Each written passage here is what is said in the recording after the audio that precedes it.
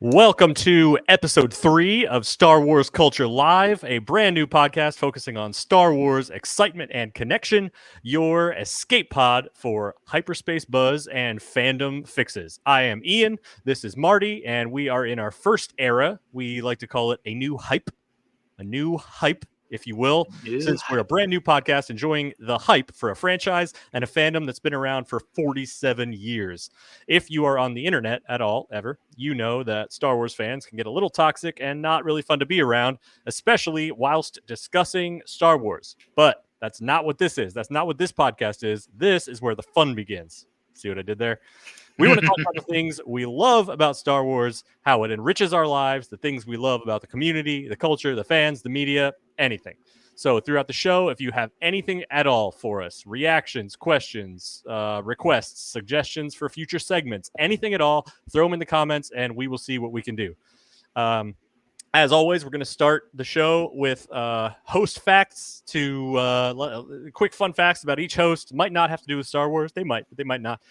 Just to help you get to know us a little bit better each episode. So without further ado, Marty, take it away. All right. This one, I'm sure a lot of people will find it a little ridiculous, but I have like this crazy obsession with Raising Cane's chicken. If anyone doesn't know that, it's basically chicken fingers with fries, coleslaw sometimes, and a garlic bread or a Texas garlic bread. You know, it's very soft, very, very delicious, very buttery. But the sauce, the cane sauce is where it's at. But I'm obsessed with the chicken. I try to convince my wife to go every time we go out somewhere, just for any fast food. I'm like, hey, let's go to Raising Cane's. Again. Yeah. But I've become so obsessed. My wife, at her job, Raising Cane's is a sponsor there. And so they've given stuff like pens, notebooks, and folders. When she told me that she had plenty, I had to get me some. Oh my God. So notebook, the folder, and I have the pen somewhere in my bag. I'm just obsessed. God. And if anyone from Raising Cane's is watching, will you please sponsor us maybe? I mean, I'm down. I regretfully I've only been to Raising Cane's like twice because they just aren't around. They just weren't around us. But I've been there twice in I think college, and it was good. It was great. If you haven't been to Raising Cane's, go to Raising Cane's. You're welcome, Raising Cane's. You won't regret. Free ad. My fun fact this week is that I am extremely into fantasy football. I am in 3 leagues this year, which is low for me. Usually it's upwards of 4. I got all my drafts done. I like 2 out of 3 of my teams, and I am more than excited for the football season to begin tomorrow. I won't tell you which team I root for yet. That'll come later. I'll get a jersey on one day or something. So there'll be signs. Yeah, there will be. Yeah, I won't tell anybody, but there will be signs, like a poster in the back. Anyway, that is our host intro facts.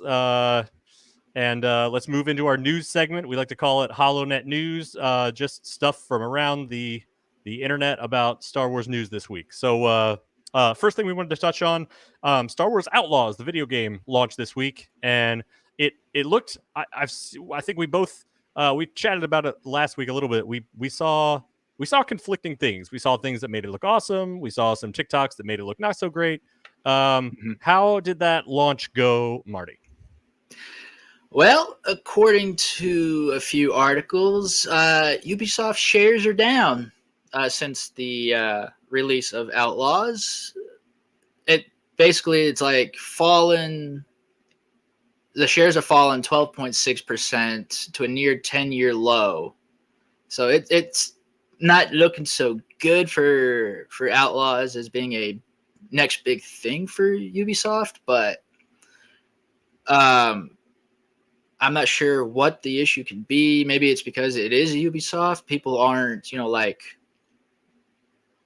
really into it because their games are kind of expensive just at launch, and they have 3 different tiers of launch passes, which are, you got to sell an arm or a kidney just to get it. At least in my own experience. Yep. Nope. Same or, here.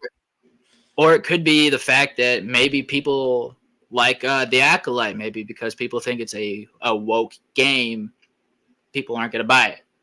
There's several factors. Character's a woman. That's it. Yeah. Oh my god. Yeah, lame. First of all, what a lame reason to not buy a game. But yeah, I've seen some of the comments echo what you said about Ubisoft, where it's like, oh, it's Ubisoft. This bad stuff is not surprising. Where it's yeah, I just bought like 2 of the most recent games I bought were both $40, and one of them was 30. Helldivers 2 was $30. I ended up upgrading to the Super Citizen Edition. Ooh, still that cheap. Oh yeah. Yeah, and it's still like it's like an extra 20. So even that premium edition is like $50. And I bought another game that's like $40, and then this one is on my feed for like, oh, it's $80, and then if you want to get the special stuff, it's like $109. I'm like, if it wasn't that, it would have a much closer shot of me buying it. But right, I don't know. My own reasons are different too. But yeah, that's interesting. I wonder if that, given time, like maybe after people have time to finish the game, maybe that'll turn around. Maybe, because I also saw like their expectations were like 7.5 million of like what their expectation was of people buying it, but then they lowered it to 5.5. 7.5 million people buying the game? Like that. Wow. Let's see. Yeah, they lowered their sales expectation from 7.5 to 5.5. For the current, way higher than my expectation. Believe it or not, though, this game's also at least 30% higher in budget creation for this game than it was Ubisoft's last major game, which was Assassin's Creed Mirage. Right. But it took home it underperformed by 15%. So Mirage did? No, this game, Outlaws. So it cost more, but less people played it. Again, kind of like the Acolyte, it sounds like. I know. 80 million. And what's the big deal? I don't know. Are people falling? I don't want to talk about it. Anyway, yeah, I don't. Anyway, next thing up, speaking of Acolyte, a couple of the cast posted some interesting things this week, or said some interesting things this week. Amanda Stenberg posted a long video about on her, I believe it was on her Instagram, but when I went back, I couldn't find it. Maybe it was a story or something. But she posted a long message. Essentially, it was a thank you to the fans and the people who watched the Acolyte. It was the rest of, and it was talking about her experience and talking about how the show, like from the beginning, even before it was released, received all this vitriol and racism and stuff from the alt-right, and there was a lot of buzz on the internet about that video going out, and I think we all. She was very upbeat and positive, I think, and thankful in her message, but I think it was just all with an air of underlying sadness, which is kind of what I felt like when we went to the game, or when when we found out the show was canceled. But in somewhat more optimistic news, Manny Jacinto at Dragon Con, I think it was Dragon Con, someone asked in an interview, said, what's your life goal? And he answered Acolyte Season 2 as his life goal. And so I don't know why that gives me hope, but that just gives me hope that like maybe one day, the petition's at like 67,000 signatures now to renew it. You got some of the major cast members. You got so many people being loud now because we have to be about how we like the Acolyte. Yeah. So I don't know, maybe something good will happen someday. That'll be cool. I finally signed the petition, by the way. Good work. I should probably sign with my other emails, but I don't know if that's a thing. I guess that's not really the integrity move there. But if you need more in-depth, so that was just a brief touch on news. If you need more in-depth Star Wars news, check out Star Wars Culture on YouTube, and they have a weekly Star Wars slate, and they go through more in-depth analysis of the stuff that we talked about and more. All your Star Wars news. That's Star Wars Slate on Star Wars Culture YouTube channel. So next up is our segment for On This Day in Star Wars History. So that is Marty. Take it away. All right. So let me see if I can find it. I have it somewhere here. All right. So on this day, 1977. See if I can read that. It's very, very hard for me to read right now. Tiny words. I'm on a tiny screen.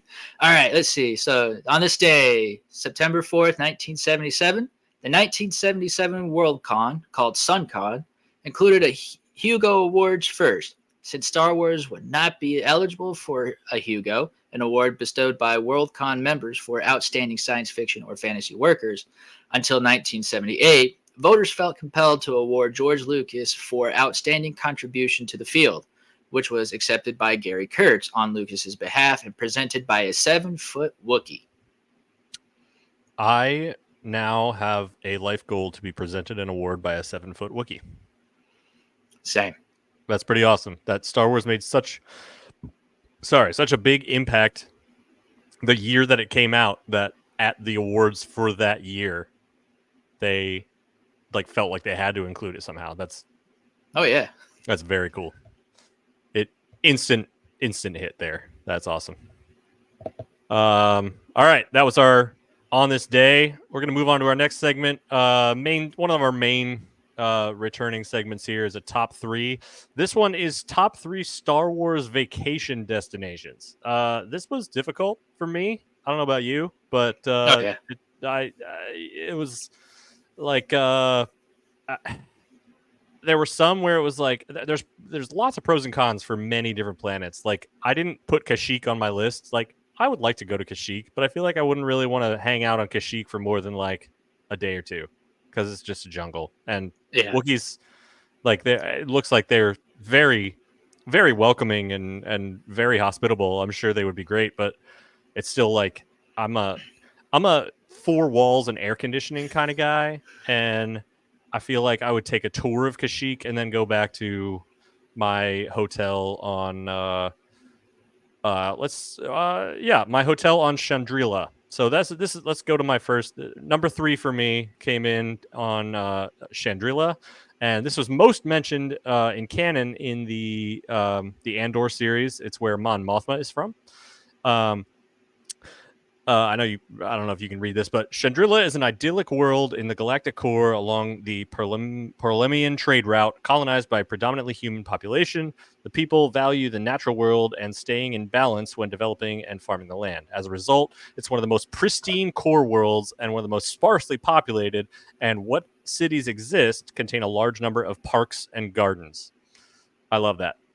That's beautiful. I love cities where they don't completely just eradicate the plant life, and you can see in this tiny picture, like there weren't a large swath of photos of Chandrila on the web, but you can see here that like even as part of the city, the greenery is such a huge part of it. I think it would be a beautiful place, and especially if you can go to a resort or something, if you have the credits for that, like the spots where obviously Mon Mothma and her family were really upper class establishments, and that'd be very nice. So that took my number 3 spot. Let's move on to yours, which was Canto Bight. Yep. So number 3 for me was Canto Bight. I will say, like, I was trying to think of places where it's like, what would I do here on Earth in a way? Like I've wanted to do, like I wanted to go to Vegas, or Monte Carlo, some place where I feel like I could listen to Frank Sinatra over the loudspeaker while I'm playing cards or whatnot. Space Frank Sinatra. Yeah. Something like that. So I thought, Canto Bight looks pretty cool. It's pretty flashy. So Canto Bight was the capital city of Cantonica, situated on the shores of the Sea of Cantonica, the largest artificial ocean in the galaxy. Canto Bight was a destination for wealthy tourists, gamblers, and war profiteers who visited its lavish casinos and racetracks. Child workers rode quadruped creatures called fathiers at the races. That's the only part I do not like is the child laborers and the race. We have to dislike it for that. I guess that was a big part of the movie, huh? Yeah, I mean, if they had pod racing, I might enjoy that a little bit more. But also another reason why I chose this, and I kind of chose this for a lot of my other choices, was because you could actually visit Canto Bight in a way, like all the exterior shots where they're doing the whole chase scene and all that. It was filmed right in Dubrovnik, Croatia. So you want to go to Canto Bight, go to Croatia. That's awesome. I'm bringing my credits. Also, I just thought of this. Fly me to Endor Moon, let me play among the Star Wars. Yeah, that's it. That's Love all I got so far. All right, so that's Canto Bight. Cantonica, is that what you said? Yeah, so Cantonica is the planet. Canto Bight's actually the city. Okay, Canto Bight is the city. Cantonica is the planet. Did not know that until this moment. All right, so that was his number 3. We're gonna move on to my number 2 spot, and this is Mandalore from Clone Wars era, back when the city was Sundari City was alive, thriving during the Clone Wars. This is a prime Duchess Satine ruling era here, and it's just aesthetics for me. I mean, it's partly history. I have a very strong. I feel a very strong connection to the Mandalore religion and Mandalorian religion, and I love learning about their history, their armor, their characters. That's my favorite. I don't know, class, race, whatever, code. Favorite group of Star Wars characters right there, and so the history, part of it, but also the aesthetics of this. Just look at this. Like when they first arrived, when that one Clone Wars episode where Amidala arrived on the planet, and they took her through there, and there was like that parade, and everyone was just applauding for it. It was a big royal Mandalorian welcome, and these buildings are just like floating. Look at them. It's there. There's beautiful glass everywhere, and then, I mean, you don't know it right here, but the mines are down below, and you have the waters, and it's just very cool. And so, like I said, main 2 reasons are just look at it. I mean, look how cool it is, and the history of Mandalore is something that, like, I'd go to museums, see their old artifacts from the old days of warriors and such. So yeah, yep, Sundari City, Mandalore for me. I think I've said this before one of our pre-shows, but I seriously think Mandalore and the Mandalorians are like the dwarves of Lord of the Rings, like, because that reminds me of like the mining, yeah, like the Moria city, things like that, where it's just all these, or even forgot the name of the capital of the Lonely Mountain from their kingdom. Ooh, yeah. But yeah, it kind of reminded me of that, looking at those concept art, and plus what you see in the Clone Wars, and plus the mine at the very in Mandalorian season 3. Yep, it just reminded me of all dwarves. I don't know why. Yep. No, I mean, mining precious metals underground, like a rich history and character and vibes from them. Yeah, I totally get it. Just give a shout out. Looks like Geralt Hill. Greetings from Aruba. Awesome. Welcome to the podcast. Any spots in Aruba that could look Star Warsy? I've never been.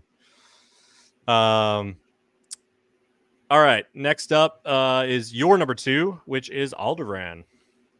Yeah. So next one, yeah, I did Alderaan. Basically, I'm a kind of a history guy, and I appreciate like art museums and museums in general. And Alderaan has all of that. Their culture is just like so into the art and history and things like that. It's one of those places everyone wants to be, and they say it's uh, the most beautiful planet ever. I think somewhere something similar to that. For now. But for now, for now, Too yeah. soon. So too soon. But yeah, it's just a beautiful place, and those mountains right there. I live in Kentucky, and I'm right there at the pinnacles, and so we have like mountains, you call them. I call them hills in a way, because if you go to Tennessee, they're a little bit bigger. Yeah. But I love looking at the mountains there in the background there. I really just want to go to their museums, their art culture. Plus, another location you can visit, but you might want to bundle up, because they use the whole mountain scenery, especially if you watched when you watch episode 3. I'm sure everyone's seen that. When they fly to Aldera, those mountains were used and composited into the shot, and they used Grindelwald mountains from Grindelwald, Switzerland. Oh. So it's a real place. The Grindelwald is the name of the mountains? I think Grindelwald is the place. Like the character from Harry Potter movies, Grindelwald? It's the way I'm seeing it as. Oh, okay. I'm sure it's I not didn't right. know they named it. Okay, that makes sense. They didn't name it after. I didn't know they named it after the author named it after named that character after a real place. I didn't even know that was a thing. That's cool. I didn't know either until I was doing a little bit more research about places I would love to visit. And I was like, Alderaan. So I did a little bit more exploring. But I also wanted to go to, if I were in Star Wars, I wanted to go to Apenza Peak. And it was only mentioned in the Leia Organa young adult novel by Claudia Gray. Ooh. But I haven't thought about that in a while. Yeah. And I was thinking about that. It's like that, if you climb that mountain, you basically, are like revered for climbing such a mountain, because it's something that all royal family members must do. And It was mentioned that Brea Organa went up there. She had an accident, but she tried. Then she went back up with Leia when it was Leia's turn. But it meant something to climb that mountain. So I was like, I want to do that. I want to say I've done something, Yeah. Makes sense. Yeah, that would be really cool. The connection to like such a historic Star Wars planet too. Like it's one of the first, besides Tatooine, it's one of the first planets that we actually had names for in the series. Mm-hmm. These are some images from it looks like from either just from the Old Republic or from like that. It's shot right there. Yeah, that shot right there is actually from the Switzerland, the Grindelwald, Switzerland. Oh, cool. Nice. All right, so that was your number 2. My number 1, probably pretty predictable, but I just would really want to go to Coruscant, stay at some fancy hotel. I know that it can get kind of risky down at street level like this. Probably would stay away from there unless I had like a Jedi escort or something. But look at these. It's just like, I like going to New York City temporarily for the same reasons, that it's so hustling, bustling, and busy. There's the energy that the city has, and just a whole planet of a city, traffic in midair. Like I'm picturing Senator Amidala's little like balcony courtyard from the third movie where she's talking to Anakin at nighttime. She can see like this view of the city. Just gorgeous. I mean, look at that. Oh yeah. You know, I will say though, this was one of my honorable mentions as well. It was very hard to choose, but I don't know if it's just me, but I would prefer maybe going more towards the underworld a little bit than the surface, just because I like the for some reason I like the grime. It reminds me of like classic, 80s or 90s New York scenery that you see in old movies. Plus all the neon lights. I love the neon. You don't get much of that in the surface. I do enjoy the lights down there. Let me find it again. Where was it? I do enjoy that aesthetic too. I have just seen, I've seen all of Bad Batch. I've seen the freaking Jedi. I've read about every novel. There's one scene where some shootout happens in a bar, and I don't know what the situation is in these hypothetical vacations that we're taking, but I don't know if I'm packing. I don't know if I have a blaster. I don't know if I'm I've just seen too many of those situations where the good guys get in there and they need information, or they find someone they're looking for and people just start blasting. I'm not trying to be in there when they start blasting. I'm just trying. I like it. I will look at pictures of it, but I will be nice. It's comfy in my resort up at level 372. Thank you very much. I will respect that. You let me know how that goes. How that bar checks out. I bet the drinks and food are really good though. Oh yeah, I'm sure. All right. This last one, Marty's number one, is also my number one. I shifted and we're giving this the grand champ, and that is of course Naboo.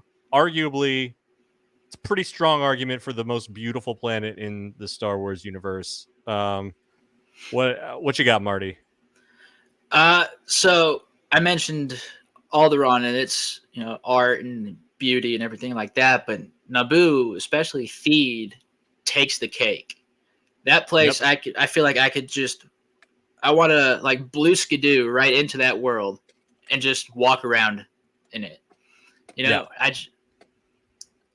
My wife, for my birthday one year, she was being sneaky. She's like, "What world would you say you were from?"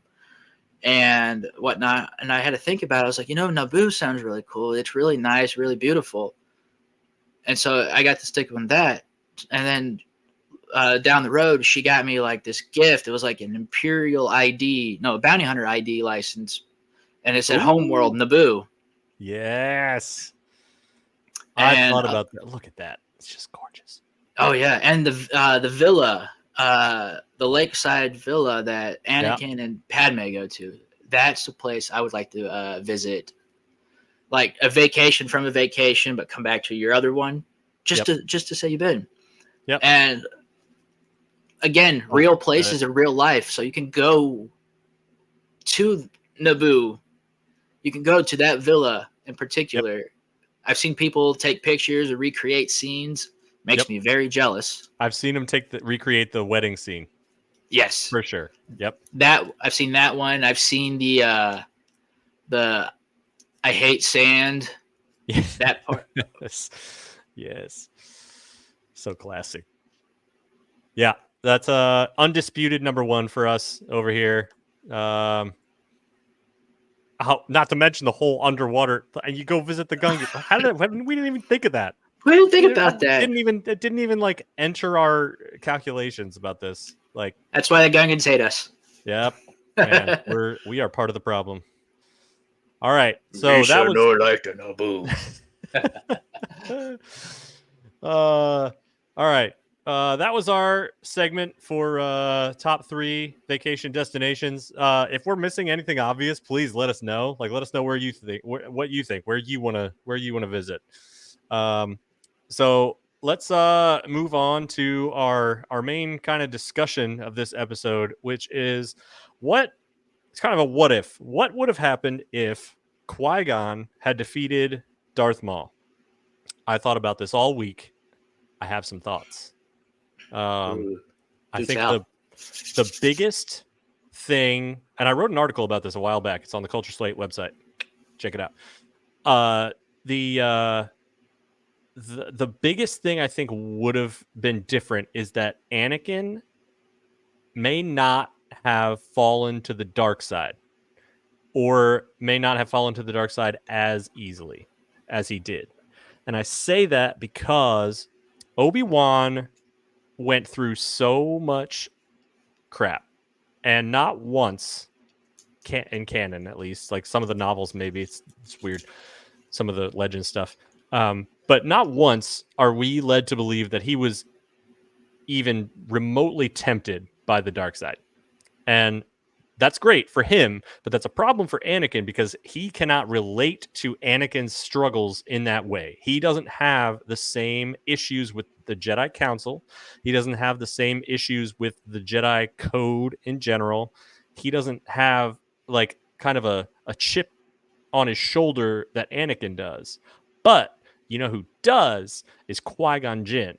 But he has found a way to reconcile that and see that even though the Jedi are flawed, he can do the most good that he can as a Jedi.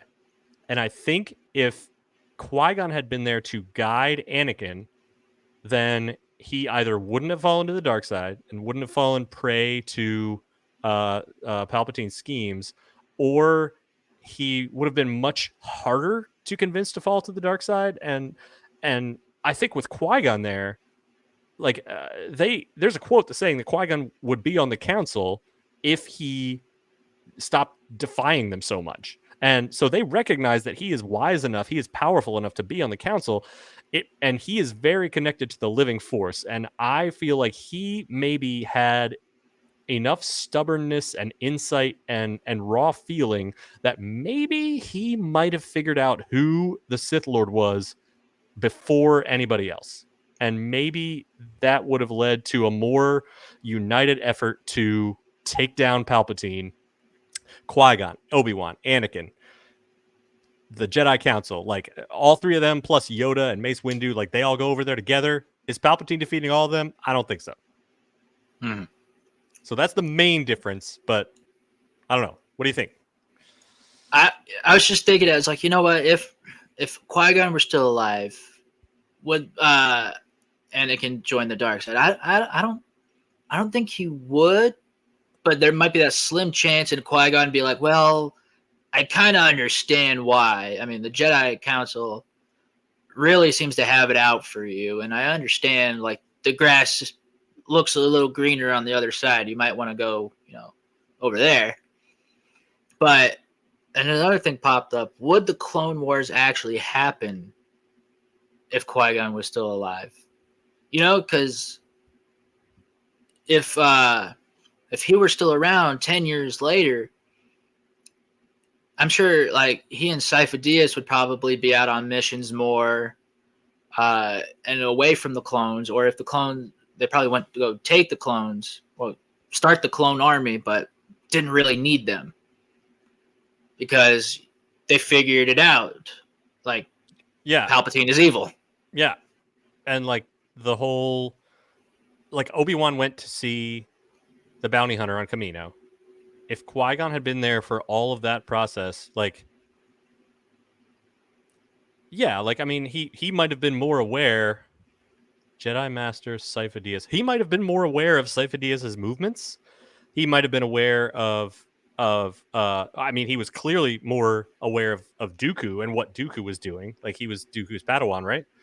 And so he would have been way more in touch. Like, Dooku wouldn't have been able, I don't think, to just go immediately lead the Jedi and go in secret. Like, I don't think Qui-Gon would have just let all of that happen if he had been there for the whole thing. Do you think, though, if Qui-Gon were still alive, he would, basically leave the Jedi Order like Dooku, but not fall to the dark side, just because of how blind the Council is? I don't think I see him leaving the Jedi Order.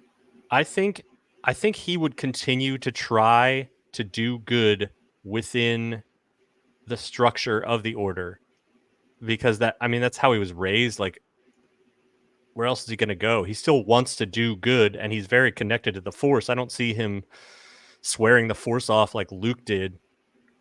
Thank you. We love this too. He might I become think a about way this. seeker. This is one of my Roman empires. I think about this like, I don't know, very very often. Sorry, what were you going to say? I guess you're. Oh, you're fine. I was going to say that I feel like if things proceeded, he lived through episode 1.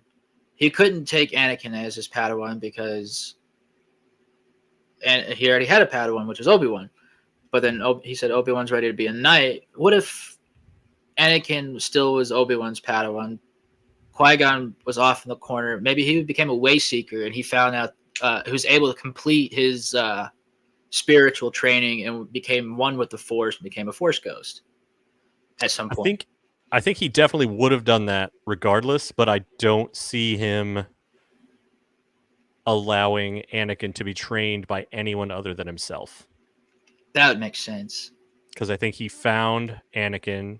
He was the one who found him. He was the one who recognized his potential, his importance in galactic history. He was the one. Yeah. I think he would have definitely been the only one, and no one else would have wanted to train him. Like, no one else wanted to let him be trained even. It's true. Obi-Wan didn't want to train him. Right. But also, you got to think about, I feel like the only reason the council said yes was because it was Qui-Gon's dying wish, right? And Obi-Wan's basically said, I'm doing this. It was my master's dying wish. So there's also the possibility that Anakin never would have been trained. Oh, that's true. Because if Qui-Gon, like, they said no to him. Qui-Gon and Obi-Wan and Anakin were in there, and they said no. Man, I just thought of this now. Like, I was thinking, like, oh, he wouldn't have turned to the dark side. He might not even have been trained because they said no to him. Okay, they go handle the stuff on Naboo. Darth Maul's dead. They come back. Okay, I want to train this boy. No, the answer's still no. So what does Qui-Gon do? Does he also, like you said, does he quit the Jedi and just still sense the importance of Anakin? Be like, I need to raise this Force person in the light so that darkness doesn't like grab hold of all this potential. Does he leave the Jedi and do that, or does he like put his foot down and say like, I'm gonna train him, you can't stop me, you can either get on board with this or I'll train him outside of the Jedi, and then they relent like they did with Obi-Wan? I don't know. That's a very good question. I mean I would see him if he wasn't allowed to train Anakin as an official Jedi, I would see him probably leaving, knowing the importance of how Anakin is, just being the chosen one. If they don't see it, and he does, he's going to take matters into his own hand to make sure that he does bring balance to the Force. If that means leaving the Jedi Order, that's the way the Force. That's what the Force says. You know. And I wonder if that what's it called? Rejection. I wonder how Anakin would have handled that. Oh yeah, because he obviously he left his home to become a Jedi. I wonder if he would be like, hey, if the Jedi won't have me, I just want to go home to my mom. This is all very interesting. Oh yeah, I mean, he definitely would want to go back to his mom, but he'd probably would feel ashamed if he did, because his mom said, "Don't look back. Don't even think about it. You're gonna find your place in this universe." I think those are things moms say, supportive moms say, and I think if the Jedi thing didn't work out, I think she would have loved to have him back, at least temporarily. Like he can train him on Tatooine if they're not part of the Jedi, right? That's true, but they could probably find some money to buy Shmi, set her free, and they could be a little family. Go somewhere else. Yeah. That's the one I like the most. I'm now voting as that's my favorite potential what if outcome. besides them agreeing to let Qui-Gon train him, and he's a great Jedi, whatever. Secondary is that Qui-Gon says, "Fine, I'm leaving the Order. I'm going to go train him on Tatooine," and then they buy Shmi, and then they go somewhere and live happily ever after. I love that. That's the best. I'm putting my stamp on that. We're moving on now. That's great. Well, I think Obi-Wan would probably be the only one kind of sad about that. He's like, "What about me? Oh, what did I do to deserve all this?" It's Qui-Gon's gone all of a sudden. Damn. Yeah, that would hurt. Like, now I got to get a new master. I might not be master myself until I'm about 40 or something instead of when I'm 25. And then Palpatine's sitting there like, who am I going to find now? Who's the next chosen one? Maybe take Obi-Wan because he did defeat Maul. He's powerful enough. You can't turn him though. Good luck with that. I mean, if he was kicked to the curb by his master, something's got to give. No, I don't think he would. He watched Satine die in his arms and still did not turn to the dark side. I don't think his master being like, I can't. Like I have to train this. I feel it in my soul. You were a great Padawan. You're ready for the trials. You're going to make a great Jedi, but this is my calling. This is my destiny. I feel like Obi-Wan would respect that. Anyway, that was cool. I like thinking about that. I thought of some things I didn't think about before. My God, I'm thinking about that instead of sleeping tonight. All right, we're going to move on to our culture spotlight. This one is a personal favorite of mine. I thought about talking about this ever since we started the podcast. We're going to focus on an organization called the 501st Legion. We'll bring up their website here. 501st Legion, just click R&R. The 501st Legion is an international, I said our, it says our mission. I'm not in it yet. The 501st Legion is an international costuming organization dedicated to celebrating Star Wars through the creation and use of quality costumes that portray the villainous, morally ambiguous, or nonpartisan characters from the Star Wars universe. The Legion promotes interest in Star Wars and facilitates the use of these costumes for Star Wars-related events, as well as contributes to the local community through costumed charity and volunteer work. So it's a costuming organization with really high standards for costumes, and they do appearances at cons, but they also do lots of charity and community events. So like there's a link where you can request an appearance from your local 501st chapter, and they have chapters all over the world. I believe I forgot to look this up, but I believe I heard a story that for the finale of The Mandalorian, the first season, they were filming in New Zealand, and they just didn't have enough stormtroopers for the battalion that they had filming at the end there. And so they contacted the local chapter of this organization, this like volunteer community, this costuming group, and they found people with enough legitimate costumes, like high quality costumes, that they used those costumes, hopefully those people too, I'm not positive, but that they were able to use those costumes from that local chapter in the show. So that's the quality that we're dealing with here. As you can see, like in these photos, these are all members. These aren't official like film costumes like from a movie. These are people who either made or bought or created or put together their own costumes to join this group.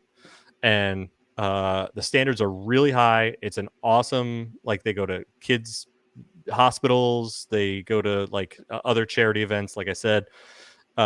So it's a great group. They have sister organizations. There's a Rebel Legion. There's a Mandalorian Mercs costume group. And it's the example of like the best of Star Wars fan culture that I can think of, that they're committed to high quality, accurate costumes or props or memorabilia, but also committed to bettering their community and giving back to charity or to children or to people, the people. Star Wars fans are not, and even though they're the bad guys, which is great. I personally am aiming to join the 501st. I have about 7 or 8 fixes to do. This is my current costume. Not quite there yet, but it will be a huge.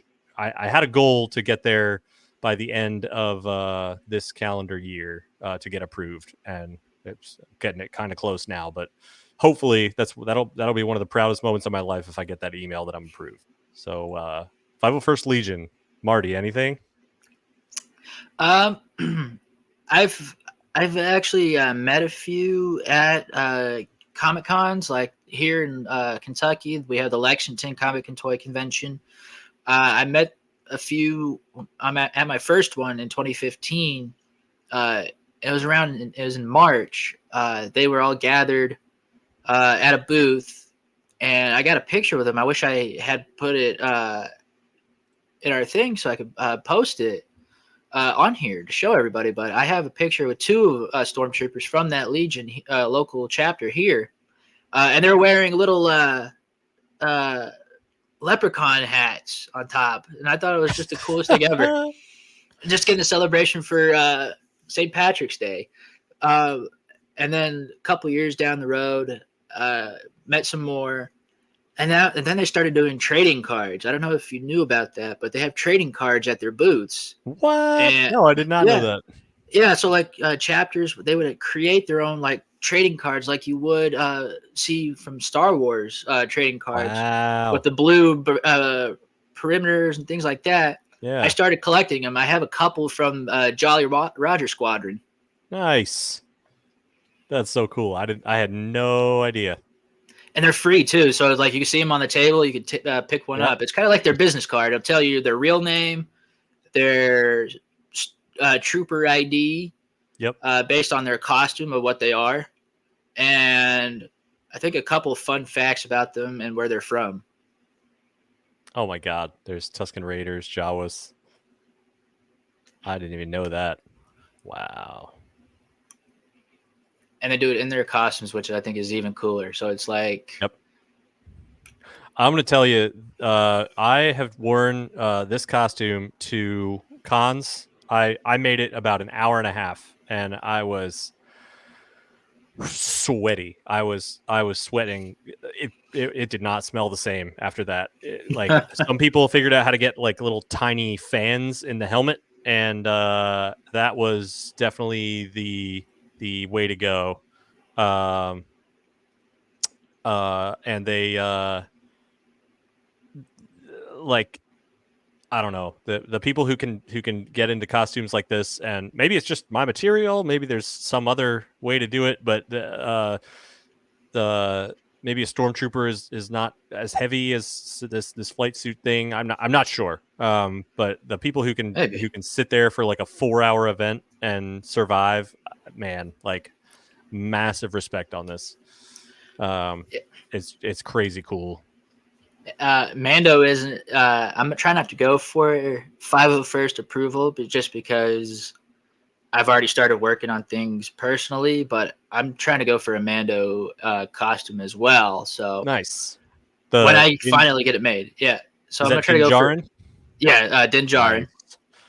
Yeah, they've got a 501st has a bounty hunters guild where the costumes and the Mando mercs have the same thing. They have their own like Mandalorian. There's this way more. You can do Mandalorians that are not canon, like your own Mando thing, but they'll have slightly different versions of all these things.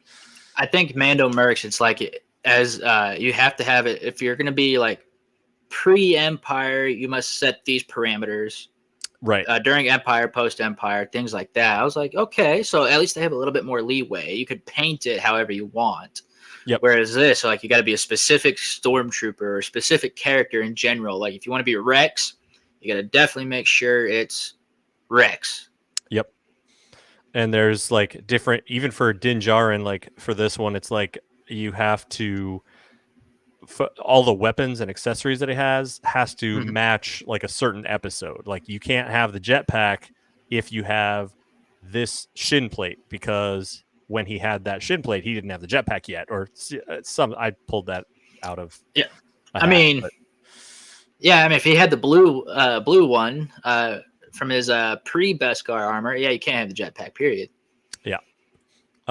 Totally. I had the honor to meet 3 from the 501st, the Black Spire Outpost on Batu. Very good times. Yeah, that is one of my life goals. It's just such a cool thing that exists, and I don't know. I want to be a part of it.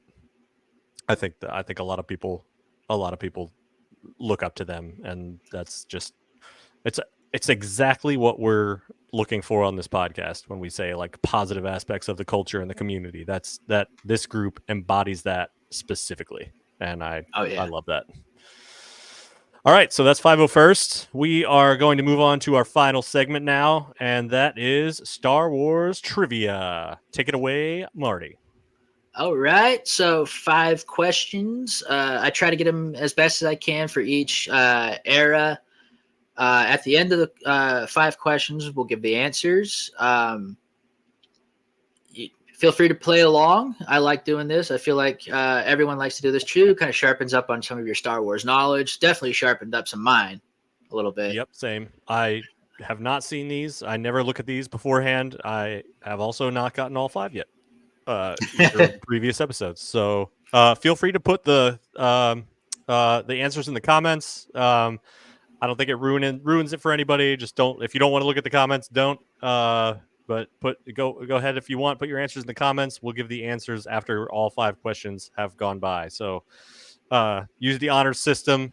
Unless you put your answers in the comments, then we can see if you got it right. So keep that in mind. All right. So Star Wars trivia. Let's see if I can get the thing working here. There we go. Takes a little bit. All right. Question number 1. Who acted as Queen Amidala's decoy? Was it A, Sasha, B, Irte, C, Sabe, or D, Yane? Follow-up questions. Are those all actual names of her handmaidens? Those are all actual names. That's awesome. They all wanted to be just like Padme, so they all changed their names to fit it in some form. I like it.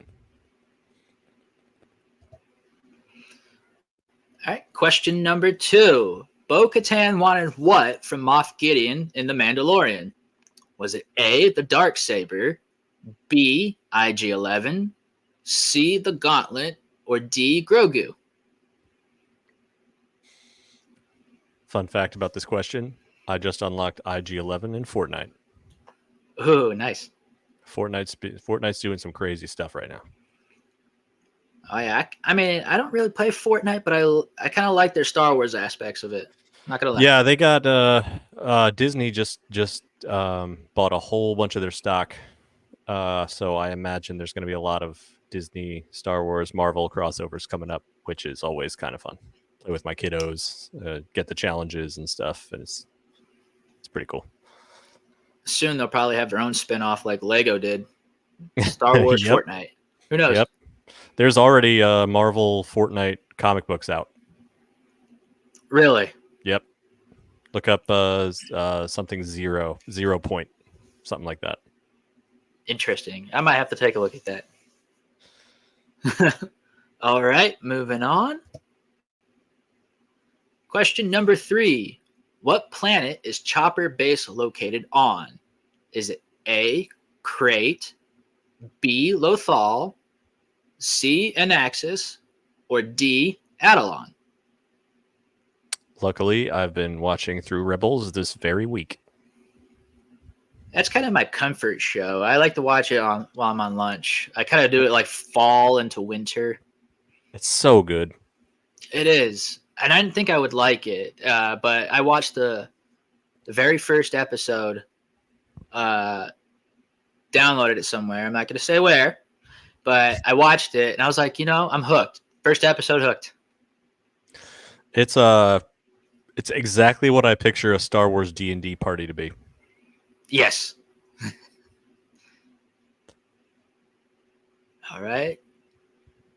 Question number 4. What is the name of the modified Omicron-class attack shuttle used by Clone Force 99? Is it A, Millennium Falcon, B, the Destroyer, C, the Marauder, or D, the Ghost? I'm 4 for 4. You might not stump me this time. Unless question 5 is a zinger. We'll have to see. Hopefully somebody gets all 5. I like to at least see somebody get all 5. It's gonna be me. All right, last question. Who saves Finn from kamikazing the First Order siege cannon? Is it A, Rey, B, Poe Dameron, C, Luke Skywalker, or D, Rose Tico? 5 out of 5, baby. First time ever. All right. And then I would like to see everybody, how many they got right in the comments after we post the answers. So answer number 1 was C, Sabe. 2 was A, the Darksaber.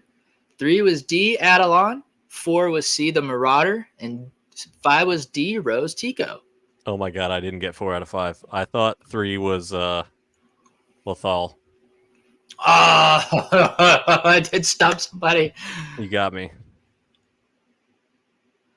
All right. You got Let's me. see.